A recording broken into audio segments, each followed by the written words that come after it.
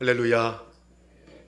선하신 하나님께서 우리와 함께 선을 이루어 가시는 줄로 믿습니다. 그 하나님의 인도하심과 보호하심을 의지하며 날마다 순종하는 성도들 되시기 바랍니다. 2025년을 시작하면서 하나님의 선교에 대한 말씀을 전하기 시작했습니다. 새해를 시작하면서 위로와 격려가 되는 말씀을 드려야 되는데 신학적이고 학문적인 말씀을 드리다 보니 은혜가 잘 되지 않는 것 같습니다. 여러분들에게 죄송한 말씀드립니다. 하지만 한빛교회가 앞으로 나아갈 목회의 방향, 비전을 설정하고 여러분들에게 알려드리는 말씀들입니다. 그런 의미에서 한빛교회가 선교적 교회라는 명제를 가지고 앞으로 사역할 때에 그 모든 곳에서 제가 한 달 동안 전하는 이 말씀 속에서 모든 사역이 이루어집니다. 우리 사역의 기준이 된다는 거죠. 그런 의미에서 한빛교회 성도는 반드시 알아야 하고 들어야 하고 명심해야 할 말씀들이라고 생각합니다. 그런 의미에서 좀 지루해도 귀를 기울이고 그 말씀의 의미가 무엇인지 함께 새겨서 삶의 자리에서 몸으로 보여주는 신앙인들이 될 수 있기를 바랍니다. 네, 하나님의 선교에 대해서 말씀을 드렸습니다. 하나님은 선교하시는 하나님이시라고 했죠. 하나님이 선교의 주체라고 했습니다. 그래서 교회는 선교의 주체가 아니라 하나님의 선교의 도구다, 이런 말씀을 드렸습니다. 하나님의 선교는 인간의 역사 속에서 하나님이 행하시는 그 모든 행위들을 다 말한다라고 했습니다. 또 하나님의 선교는 예수님이 이 창조 세계의 주인이다라는 그 선포를 근거로 행해진다라고 했습니다. 그러면서 여러분들에게 선교의 5가지 지표에 대해서 말씀드렸습니다. 복음 전도, 가르침, 긍휼, 정의, 창조 세계 돌보기. 이 5가지를 분명히 기억하시기 바랍니다. 복음 전도, 가르침, 긍휼, 정의, 창조 세계 돌보기. 그리고 이 5가지 지표를 3가지 선교 과업으로 묶어서 설명드렸습니다. 첫 번째가 복음 전도와 가르침을 통하여 교회를 세우는 것. 두 번째는 긍휼을 베풀고 정의를 추구하는 일들을 통하여 사회를 섬기는 것. 세 번째는 창조 세계 돌보기였습니다. 지난주에 5가지 표지 중에서 첫 번째와 두 번째인 복음 전도와 가르침에 대한 말씀을 드렸습니다. 오늘은 우리의 눈을 바깥으로 돌려서 이 사회에서 교회가 맡은 역할이 무엇인지를 살펴보길 원합니다. 이것은 선교의 3번째와 4번째 지표로서 사랑과 긍휼의 행동을 통해 인간의 필요에 응답하는 것이고, 또한 정의와 화해와 평화의 실현을 통하여 하나님의 사랑을, 하나님의 정의를 옹호하는 일을 추구하는 것을 말합니다. 그렇다면 주님의 대위임 명령인 이 마태복음 28장 18절 이하의 말씀에서 과연 어느 부분이 여기에 대한 것을 말하는 것일까요? 사실 마태복음 28장 본문에는 긍휼이나 정의 같은 단어가 나오지 않습니다. 하지만 20절에서 예수님이 하신 말씀들 중에 그 단어들을 명백하게 시사하는 대목들이 나옵니다. 그것은 내가 너희에게 분부한 모든 것을 가르쳐 지키게 하라라는 말씀입니다. 성경을 읽다 보면, 특별히 복음서에 보면 예수님이 제자들에게 긍휼에 대하여, 사랑에 대하여, 정의와 화해에 대하여 많은 말씀을 하셨다는 것을 알 수 있습니다. 예수님이 말씀하신 모든 것에 순종하기 위해서는, 예수님께 순종하는 사람이 되기 위해서는 급진적인 사랑과 관대함, 멸시받는 사람들에 대한 관심, 하나님 나라에서 변화된 삶을 살기 위해서 실제적으로 요구되는 것들, 그러한 가르침에 대하여 귀를 기울여야만 합니다. 이것은 모두 선교의 3번째와 4번째 표지에 해당하는 내용들이기 때문입니다. 여기서 우리가 주목해야 할 것은 예수님이 내가 너에게 분부한 모든 것을 가르치라, 이렇게 말씀하지 않으셨다는 것입니다. 중요한 것은 그분의 말씀을 가르치고 우리의 머릿속에 그 내용을 집어넣어주는 것, 이것이 아니라는 거예요. 여러분 오해하지 마세요. 이 말은 예수님의 가르침이 중요하지 않다라는 뜻이 아닙니다. 예수님은 우리는 지금 이 땅에 예수님의 삶과 가르침, 죽음과 부활에 대하여 4가지 복음서를 가지고 있습니다. 마태복음, 마가복음, 누가복음, 요한복음. 제자들이 이것을 기록으로 남긴 이유는 무엇일까요? 예수님의 가르침, 그리고 예수님에 관한 가르침이 얼마나 중요하기에 반드시 기록으로 남겨야 되겠다는 생각을 했기 때문에 기록으로 남긴 것입니다. 그만큼 이 가르치는 것은 중요한 과업입니다. 하지만 대위임 명령은 단순히 예수님이 가르치신 것을 사람들에게 가르치라 이렇게만 말하지 않는다는 것입니다. 주님은 분명히 말씀하십니다. 내가 너희에게 분부한 모든 것을 가르쳐 지키게 하라. 가르칠 뿐만 아니라 순종하게 하라 라고 말하는 것입니다. 그러므로 이 대위임 명령은 실천적 명령이라는 것을 알려줍니다. 단순히 지적인 교리를 머릿속에 집어넣고 전달하는 것만이 아니라 순종의 문제라는 것입니다. 대위임 명령에 담긴 특별한 표현을 두 가지가 있습니다. 첫 번째는 이 명령에 순종하는 사람은 실제적으로 긍휼과 사랑을 포함한 모든 예수님의 가르침에 대하여 순종할 것을 전제로 한다는 것입니다. 대위임 명령은 주님의 가르침에 대한 순종을 전제로 선포된 명령입니다. 그러므로 그리스도를 닮기 위한 순종이 전제되지 않은 선교는 온전한 선교라고 할 수 없습니다. 두 번째로 변혁을 위한 참된 순종이 제자 훈련을 받는 사람의 삶에도 이루어지게 만드는 것이 제자 삼는 과업의 아주 중요한 부분이라는 것입니다. 그렇게 해서 제자를 삼는 사람과 제자가 되는 사람 모두가 열심히 조심하여 좋은 일에 힘쓰게 되는 것입니다. 자신이 직접 선한 일에 힘쓰는 것과 자신이 제자 삼은 그 제자에게 선한 일에 힘쓰도록 명령하고 가르쳐 지키게 하는 것입니다. 이것이 바로 예수님의 대위임 명령이라는 것이죠. 무슨 말입니까? 예수님의 제자라면 예수님의 모든 가르침에 순종하는 삶을 살아야 하고, 나아가서 자신도 예수님처럼 자신의 제자를 삼아서 그 제자를 가르쳐서 훈련시켜서 예수님의 가르침을 전하고 순종하게 해야 한다는 것입니다. 이것이 대위임 명령의 내용입니다. 사도 바울의 경우를 생각해 보겠습니다. 그는 이미 복음서가 나오기 전부터 교회를 세우고 서신서를 기록했습니다. 하지만 그의 삶을 이끌었던 것은 오늘 우리가 여기서 말하고자 하는 것들과 매우 일치한다는 것을 알 수 있습니다.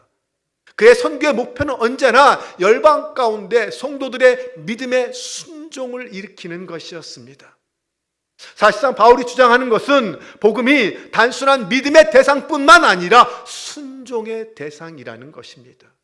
성경에 그런 표현이 여러 곳에 나타납니다.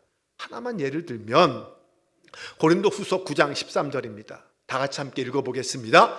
이 직무로 증거를 삼아 너희가 그리스도의 복음을 진실이 믿고 복종하는 것과 그들과 모든 사람을 섬기는 너희의 후한 연보로 말미암아 하나님께 영광을 돌리고. 네, 바울이 말하는 것은 무엇입니까? 그리스도의 복음을 진실이 믿고 복종하는 것. 바울은 거기까지 이야기합니다. 그러므로 우리는 복음을 순종의 문제로 받아들여야 합니다. 이것은 바울만이 아니에요. 베드로와 야고보와 요한도 다 마찬가지로 강조하고 있습니다. 그리고 그 모든 것을 거슬러 올라가면 예수님의 말씀이 나옵니다. 예수님께서 복음을 전하실 때 우리에게 순종을 전제로 선포하셨고 선포하라고 말씀하십니다.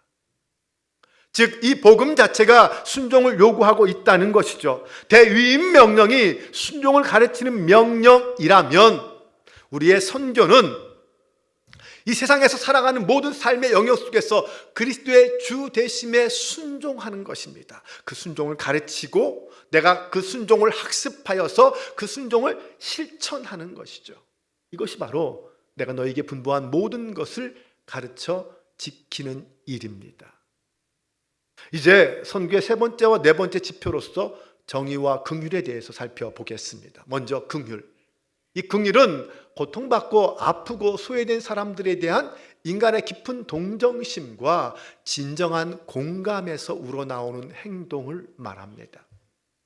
이 긍휼은 자비와 친절과 사랑으로 충만하고 가난한 사람들을 돕고 아픈 사람들을 치유하고 빈곤을 줄이고 재난에 희생당한 사람들을 돌보기 위해서 그들이 있는 곳을 찾아가고 그들이 있는 곳으로 내려가는 것을 말합니다. 이것이 긍휼입니다.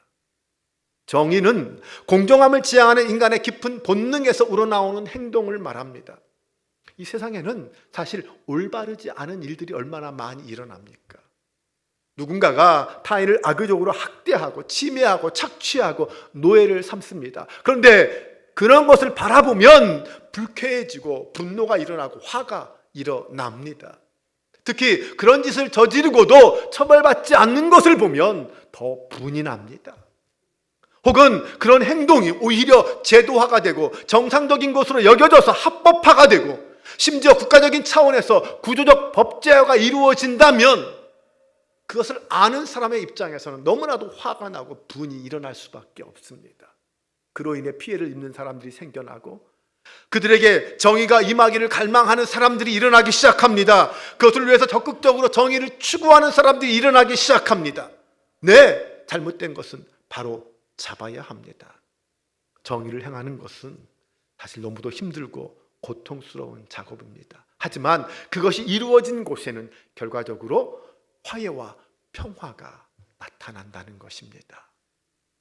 교회의 사역이 이 긍휼과 정의가 서로 함께 짝을 이루게 되면 그것은 대위임 명령에 순종하고자 하는 그러한 교회, 이 세상을 섬기는 교회가 된다는 것을 의미합니다. 그것을 지지하는 근거가 두 가지가 있습니다. 교회가 그런 교회가 되어야 된다. 긍휼과 정의를 함께 추구하는 교회가 되어야 한다라는 것을 지지하는 근거라는 것입니다. 첫 번째 근거는 하나님의 성품입니다. 성경에 특히 예수님과 당시 제자들이 읽었던 구약 성경에서 만나는 하나님, 그 하나님은 언제나 완전한 사랑과 완전한 정의가 함께하는, 결합하는 하나님이셨습니다. 그분의 정의로운 행동에는 언제나 사랑이 담겨 있었습니다. 그분의 심판은 사랑이 담긴, 눈물이 담긴 심판이었습니다. 또한 사랑의 그 행동 가운데는 언제나 그분은 정의롭고 의로운 분이셨습니다. 여러분, 긍휼은 하나님의 본질입니다. 나아가 정의는 하나님의 보좌의 기초입니다. 흔들리지 않는 하나님의 성품이라는 거죠. 이러한 하나님의 성품을 나타내는 성경 구절이 있습니다. 출애굽기 34장 6절에서 7절 말씀 다 같이 함께 읽어보겠습니다. 여호와께서 그의 앞으로 지나시며 선포하시되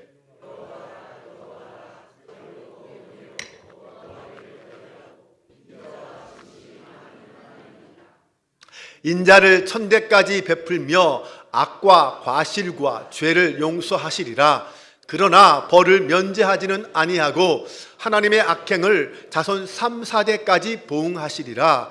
시편 97편 여호와께서 다스리시나니 땅은 즐거워하며 허다한 섬은 기뻐할지라. 구름과 흑암이 그를 둘렀고 의와 공평이 그의 보좌의 기초로다. 이사야 61장 8절 무릇 나 여호와는 정의를 사랑하며. 시편 158편 여호와는 의로우시며 긍휼이 많으시며 노하기를 더디하시며 인자하심이 크시도다. 여호와께서는 모든 것을 선대하시며 그 지으신 모든 것에 긍휼을 베푸시는 도다. 아멘. 이 구절들을 살펴보면 하나님은 긍휼의 하나님이시다. 또한 하나님은 정의를 사랑하는 하나님이시다라는 것을 알 수 있습니다. 네, 긍휼은 하나님의 본질이고 정의는 하나님의 보좌의 기초입니다. 네, 두 번째 근거, 정의와 긍휼이 사회를 섬기는 강력한 수단이 되는 두 번째 근거는 예수님의 가르침입니다. 첫 번째가 성경의 내용이라면 두 번째는 예수님의 말씀이에요. 예를 들어 마태복음을 보면 우리는 보통 가난하고 궁핍한 자들에게 자선을 행할 때 그것을 긍휼이라고 말합니다. 그런데 예수님은 마태복음 6장 1절과 4절을 보면 그런 행동이 바로 의를 행하는 행동이다 라고 말하고 있습니다. 산상수훈에서는 의에 줄이고 목마른 자는 복이 있다 라고 말씀하십니다. 여기서 의는 하나님과의 바른 관계뿐만 아니라 이 땅에서 우리가 맺고 사는 모든 의롭고 공정한 관계를 말합니다. 의는 단순히 어떤 상태나 속성만을 말하는 것이 아니라 사람이 갈망하거나 행동하는 그 어떤 것, 행동으로 표현되는 것을 말한다는 것이죠. 그래서 예수님께서는 의에 죽으리 목마른 자는 복이 있나니 라고 말씀하신 그 다음에 바로 긍휼히 여기는 자는 복이 있나니 라고 말씀하신 거예요. 예수님은 제자들에게 바리새인들과 서기관들의 실패 원인을 설명해 주십니다. 그리고는 제자들에게 뭐라고 말씀하시냐면 너희는 먼저 그의 나라와 의를 구하라 라고 말합니다. 바리새인들은 종교적인 규정을 세세하게 지키면서도 결국 그들은 하나님의 나라와 의를 구하는 삶을 살지 못했습니다. 거기에서 실패했습니다. 그래서 제자들에게 너희들은 바리새인들처럼 하지 말고 하나님 나라와 의를 구하라 라고 말씀하신 거예요. 예수님은 그런 바리새인들을 향하여서 그들은 스스로 하나님 나라에 들어가지도 못할 뿐만 아니라 다른 사람을 들어가지 못하게 막는 사람이라고 책망까지 하셨습니다. 또한 마태복음 23장 23절을 보면 화 있을진저 외식하는 서기관들과 바리새인들이여 너희가 박하와 회향과 근처의 11조는 들이되 율법에 더 중한 바 정의와 긍휼과 믿음은 버렸다라고 책망하십니다. 예수님이 중요하게 여기시는 것이 무엇인지를 알려주는 거죠. 그런데 이와 아주 비슷한 말씀이 구약 미가서에도 나옵니다. 다 같이 함께 읽어보겠습니다. 사람아 주께서 선한 것이 무엇임을 내게 보이셨나니 여호와께서 내게 구하시는 것은 오직 정의를 행하며 인자를 사랑하며 겸손하게 내 하나님과 함께 행하는 것이 아니냐. 네, 예언자들과 마찬가지로 예수님은 긍휼과 정의가 함께 짝을 이루는 것이 하나님의 성품이고 하나님의 마음이라는 것을 우리에게 가르쳐 주셨습니다. 그리고 예수님은 당신이 몸소 그것을 본을 보여주셨어요. 예수님의 긍휼은 결코 말로 끝나지 않았습니다. 언제나 행동까지 나아가셨습니다. 그분은 보셨고 느끼셨고 움직이셨습니다. 눈으로 본 것은 가슴으로 움직였습니다. 그 다음에 그 가슴에서 끝나는 것이 아니라 다시 손으로 나아가서 손이 움직였다는 거예요. 손과 발이 움직였습니다. 이것이 그분의 삶이었어요. 그리고 지난 2000년간의 기독교 역사, 선교의 역사는요, 예수님을 따르는 사람들이, 예수님을 닮고자 하는 사람들이, 가난하고 궁핍한 사람들, 질병과 장애를 가진 사람들, 무지하고 문맹인 사람들, 노예로 갇힌 사람들, 그들을 향하여 주님의 긍휼을 드러내고 그것을 해결하기 위해서 행동하는 모습을 끊임없이 보여주는 그런 역사였습니다. 또한 예수님은 제자들에게 너희는 세상의 빛이다 라고 말씀하셨어요. 이것은 무지와 어둠 속에 있는 사람들에게 복음의 빛을 비추라 라는 말씀일 뿐만 아니라 이 말씀은 예수님이 가르치는 그 모든 사명을 실천함으로 빛된 삶을 살라, 빛된 사명을 감당하라 라는 말씀이기도 합니다. 사도 바울은 고린도후서 4장 6절에서 이 말씀을 이렇게 이해했습니다. 다 같이 읽어보겠습니다. 어두운 데에 빛이 비치라 말씀하셨던 그 하나님께서 예수 그리스도의 얼굴에 있는 하나님의 영광을 아는 빛을 우리 마음에 비추셨느니라. 아멘. 어두운 가운데 빛이 비치라. 그 말은 무슨 뜻이에요? 너희는 세상의 빛이다. 빛을 발하라 라는 말씀이잖아요. 그런데 여기서 말씀하신 예수님이 말씀하신 그 빛, 우리의 마음에 비추는 그 빛은 무엇을 말하는 것일까요? 마태복음 5장 16절은 이렇게 말합니다. 이같이 너희 빛이 사람 앞에 비치게 하여 그들로 너희 착한 행실을 보고 하늘에 계신 너희 아버지께 영광을 돌리게 하라. 예수님 말씀하시는 빛은 무엇입니까? 너희 착한 행실이에요. 너희의 빛은 너희의 착한 행실로 드러난다는 것입니다. 네, 예수님 말씀하시는 빛은 단순히 복음을 전하고 선포하는 것으로 그치는 것이 아니라 삶으로 보여주라는 거예요. 빛은 말이 아니라 삶을 의미합니다. 여러분 따라해 보세요. 빛은 말이 아니라 삶이다. 네, 맞습니다. 빛은 말이 아니라 삶입니다. 그리고 그 삶은 선함과 자비와 사랑과 긍휼과 정의가 가득 찬 매력 넘치는 삶일 거예요. 사람들이 그런 삶을 볼 때, 야, 본받고 싶다, 따르고 싶다, 나도 저렇게 살아야지 라는 마음이 들지 않을까요? 그만큼 매력적인 삶이 될 거예요. 하나님은 이스라엘을 이방의 빛으로 부르셨습니다. 만약 그들이 하나님이 주신 말씀대로 율법을 따라 살아간다면 그들의 삶은 분명 이방 민족들 사이에서 빛으로 드러나게 될 것입니다. 이사야 선지자는 하나님이 원하시는 그 빛과 의에 대해서 이렇게 설명했습니다. 다 같이 이사야 58장 6절에서 8절 그리고 10절을 세번역 성경으로 한번 읽어보겠습니다. 내가 기뻐하는 금식은 부당한 결박을 풀어주는 것, 멍에 줄을 끌어주는 것, 압제받는 사람을 놓아주는 것, 멍에를 꺾어버리는 것, 바로 이런 것들이 아니냐. 또한 굶주린 사람에게 너희 먹거리를 나누어 주는 것, 떠도는 불쌍한 사람을 집에 맞아들이는 것이 아니겠느냐. 헐벗은 사람을 보았을 때에 그에게 옷을 입혀주는 것, 너희 고륙을 피하여 숨지 않는 것이 아니겠느냐. 그리하면 내 빛이 새벽 햇살처럼 비칠 것이며 내 상처가 빨리 나을 것이다. 내 의를 드러내실 분이 내 앞에 가실 것이며 주님의 영광이 내 뒤에서 호유할 것이다. 내가 너의 정성을 굶주린 사람에게 쏟으며 불쌍한 자의 소원을 충족시켜 주면 너의 빛이 어둠 가운데서 나타나며 캄캄한 밤이 오히려 대낮같이 될 것이다. 아멘. 정의를 행하고 긍휼을 나누면 어떻게 된다고요? 나로부터 빛이 밝혀진다라고 말하고 있습니다. 네, 그리고 이사야 60장 1절에서 3절은 그 빛이 어떤 종류인지를 설명하고 있습니다. 다 같이 함께 읽어보겠습니다. 일어나라, 빛을 발하라. 이는 내 빛이 이르렀고 여호와의 영광이 내 위에 임하였음이라. 보라, 어둠이 땅을 덮을 것이며 캄캄함이 만민을 가려리니와 오직 여호와께서 내 위에 임하실 것이며 그의 영광이 내 위에 나타내리니 나라들은 내 빛으로 왕들은 내 비치는 내 광명으로 나오리라. 아멘. 네, 우리가 정의와 긍휼의 빛을 발할 때 세상은 우리를 통하여 하나님을 만나게 되고 우리 앞으로 나오게 됩니다. 나아가서 그 빛은 살아계신 하나님께 그 모든 사람들이 영광 돌리는 사람들이 될 수 있도록 인도해 나갈 것입니다. 우리가 빛을 발할 때 그 빛은 사람들을 하나님께로 인도하는 빛이 된다는 것입니다.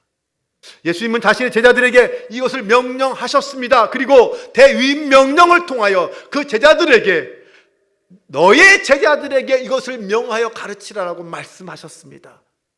제자들은 그렇게 했습니다. 그들은 그렇게 순종했습니다. 예수님 이후에 신약의 교회들은 어떻게 이 긍휼과 정의를 실행했을까요? 사도행전을 보면 복음 전도와 교회 개척을 통하여 교회가 성장하는 이야기가 나옵니다. 그리고 그 교회들은 한결같이 긍휼과 정의에 대한 하나님의 명령에 적극 순종했습니다. 특히 누가는 사도행전을 통해서 초기 예루살렘 교회 공동체가 경제적 나눔을 통하여 영적 연합을 이루었다고 강조합니다. 그들은 각 사람의 필요를 따라 나누어 주는 일을 통하여 공동체 내의 빈곤의 문제를 해결했습니다. 그리고 짐작하기는 그 나눔은 교회 내에서만 그치지 않았고 예루살렘 사람들에게까지 확장되었을 것입니다. 왜냐하면 사도행전 2장 45절과 47절을 보면 그 일로 인해 교회가 온 백성들에게, 온 예루살렘 사람들에게 칭송을 받았다라고 기록하고 있기 때문입니다. 이것을 통해 볼 때 적어도 예루살렘 교회는 신명기에 나온 하나님의 명령을 철저하게 지키고 있었다는 것을 알 수 있습니다. 신명기 15장 4절에서 6절 말씀 같이 읽어보겠습니다. 당신들 가운데 가난한 사람이 없게 하십시오. 그러면 주 당신들의 하나님이 당신들에게 유산으로 주어 차지하게 하시는 땅에서 당신들이 참으로 복을 받을 것입니다. 주 당신들의 하나님의 말씀을 잘 듣고 오늘 내가 당신들에게 명한 이 모든 명령을 다 지키면 주 당신들의 하나님이 당신들에게 말씀하신 대로 복을 내려 주실 것입니다. 아멘. 그러면 바울의 경우는 어떨까요? 사도행전 11장 27절 이하를 보면 당시 안디옥 교회는 바나바와 바울이 함께 동역하면서 그리스도인이라는 별명을 들을 정도로 크게 부흥하고 성장하게 됩니다. 그런데 그때 글라우디오 황제 때에 크게 흉년이 듭니다. 안디옥 교회는 구제금을 모아서 예루살렘 교회에 그 구제금을 보냅니다. 예루살렘 교회가 큰 어려움 중에 있었거든요.